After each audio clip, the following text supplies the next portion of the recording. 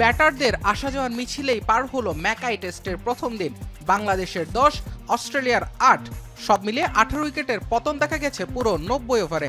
Mackay টেস্টে বোলারদের দাপটের দিনে ভারী হয়েছে রেকর্ড বুক।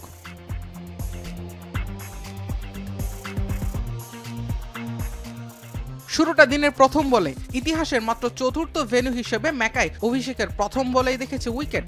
এর আগে 1983 সালে গান্ধী স্টেডিয়াম, 1987 সালে জয়পুরের মানসিং এবং 2010 সালে পাল্লেকেলে স্টেডিয়ামের অভিষেক বলেই আউটের ঘটনা ছিল। আমি ভরসা রাখি হিরন স্মার্ট ওয়াটার পিউরিফায়ারে।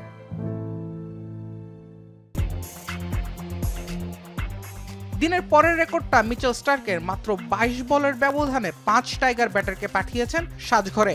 ইতিহাসে এর চেয়ে কম বলে 5 উইকেট নেয়ার কীর্তি আছে কেবল 5টি। তার মাঝে প্রথমটাই অবশ্য স্টার্কের নিজের, আর তার ওই স্পেলের পর বাংলাদেশ অল আউট 64 রানে টাইগার ক্রিকেটে টেস্টে যা চতুর্থ সর্বনিম্ন ইনিংস।